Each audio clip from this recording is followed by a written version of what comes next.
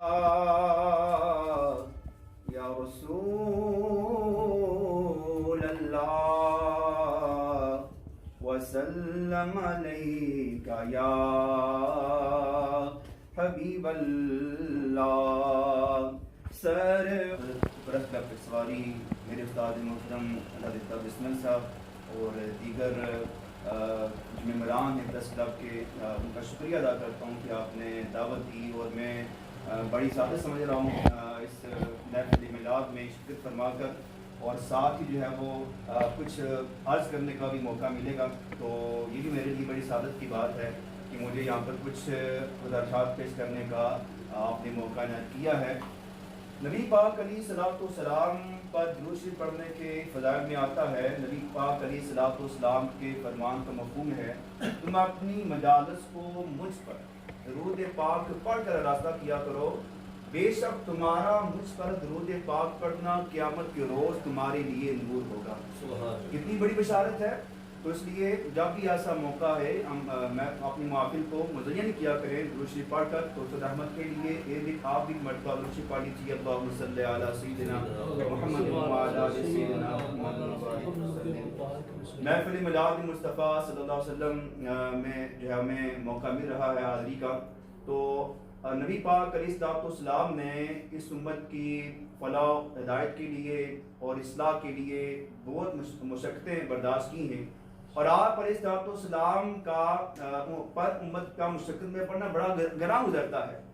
اللہ فرماتا ہے، جس کا مفہوم بنتا ہے کہ بے شک تم میں وہ رسول آئے جن پر تمہارا مشقت میں پڑھنا گراں گزرتا ہے اور تمہاری بھلائی کے بہت چاہنے والے ہیں، اور تم پر نہایت مہربان ہیں اور تم پر رحم کرنے والے ہیں. تو نبی پاک علیہ الصلوۃ والسلام نے امت کو ہر حال میں یاد رکھا، امت کی بخشش کے دعائیں کرتے رہے. اب امت پہ بھی کچھ حقوق ہیں کہ وہ نبی پاک علیہ الصلوۃ والسلام کے ان حقوق کو ادا کریں. قاضی یاز رحمۃ اللہ تعالی علیہ، آپ نے بڑی پیاری کتاب لکھی ہے شفا شریف. آپ نے اس امت پر نبی کریم علیہ الصلوۃ والسلام کے چند حقوق کو بیان کیا ہے. آپ نے بہت تفصیل سے بیان کیا ہے، تو میں اس کو مختصری بیان کروں گا کہ آپ رحمۃ اللہ تعالی لکھتے ہیں کہ اس امت پر نبی پاک علیہ السلام کے کچھ حقوق ہیں جن کا پورا کرنا ہر امتی کے لیے لازمی ہے، ضروری ہے، فرض و واجب ہے. آپ لکھتے ہیں کہ جو پہلا حق ہے وہ ہے ایمان بالرسول. پہلا حق ہے ایمان بالرسول، اور دوسرا حق ہے اتباع سنت رسول، کہ امتی کے لیے لازمی ہے کہ نبی پاک علیہ السلام کی شریعت پر، آپ کی سنتوں کا عمل پیرا رہے اور آپ کے طریقوں پر وہ کاربند رہے. اور تیسرا حق آپ نے یہ بیان فرمایا کہ اطاعت رسول، کہ نبی پاک علیہ السلام جس بات کا حکم دیں وہ بجا لاؤ، اور جس سے منع کریں اس سے رک جاؤ. جیسے کہ سیدنا عبداللہ بن عباس رضی اللہ تعالیٰ عنہ کے بارے میں آتا ہے، آپ فرماتے ہیں کہ ایک مرتبہ نبی پاک علیہ السلام کی بارگاہ میں ایک شخص آیا جس کی آنکھ میں سونے کی انگوٹھی لگی ہوئی تھی. ہم سبھی جانتے ہیں کہ سونا مرد کے لیے پہننا حرام ہے. تو اس شخص نے انگوٹھی پہن رکھی تھی، تو نبی پاک علیہ السلام نے وہ انگوٹھی اتاری اور پھینک دی، اور فرمایا کیا تمہیں سب یہ چاہتا ہے کہ اس کے ہاتھ میں آگ کا انگارہ ہو؟ تو پھر آپ وہاں سے تشریف لے گئے. تو اس شخص سے کہا گیا کہ اپنی انگوٹھی اٹھا لو اور اس سے نفع اٹھا لو، اس کو بیچ کر نفع اٹھا لو. تو اس شخص نے کہا کہ جب جس چیز کو نبی پاک علیہ السلام نے ناپسند فرمایا تو میں اس کو کیسے روا رکھ سکتا ہوں. یہ دیکھیں صحابہ کرام کا جذبہ اطاعت رسول ہے. اور ایسی نبی سیدنا عثمان غنی رضی اللہ عنہ کے بارے میں آتا ہے کہ آپ نے ایک بار ایک مقام پر پہنچ کر وضو فرمایا، اور وضو کے بعد مسکرائے اور اپنے رفقا سے کہنے لگے جانتے ہیں میں کیوں مسکرایا؟ اس سوال کا جواب خود ہی دیا کہ ایک بار نبی پاک علیہ السلام نے یہاں وضو فرمایا تھا اور وضو کرنے کے بعد مسکرائے تھے، آج میں اسی ادا کو ادا کر رہا ہوں. اور سیدنا عبداللہ بن عمر رضی اللہ عنہ کے بارے میں آتا ہے کہ آپ ایک دفعہ کے مقام پر آپ اونٹنی پر بیٹھے اور اونٹنی کو چکر لگانا شروع کر دیے. تو آپ سے پوچھا گیا کہ آپ یہ کیا کر رہے ہیں؟ تو آپ نے فرمایا کہ میں اور تو کوئی نہیں جانتا، بس اتنا جانتا ہوں کہ ایک مرتبہ نبی پاک علیہ السلام نے بھی اسی مقام پر اونٹنی کو چکر لگوائے تھے، آج میں وہی اس ادا کو ادا کر رہا ہوں. تو شاعر نے اس کو بڑا پیارا نظم کیا ہے کہ پوچھتے ہو بتاؤ کہ میں کیا کر رہا ہوں، نے پھیرے جو ناکا کو لگوا رہا ہوں، مجھے شادمانی اسی بات کی ہے کہ سنت کا ان کی مذاق آ رہا ہوں. مجھے شادمانی اسی بات کی ہے کہ سنت کا ان کی مزہ پا رہا ہوں. تو تیسرا حق ہم نے سماعت کیا اطاعت رسول.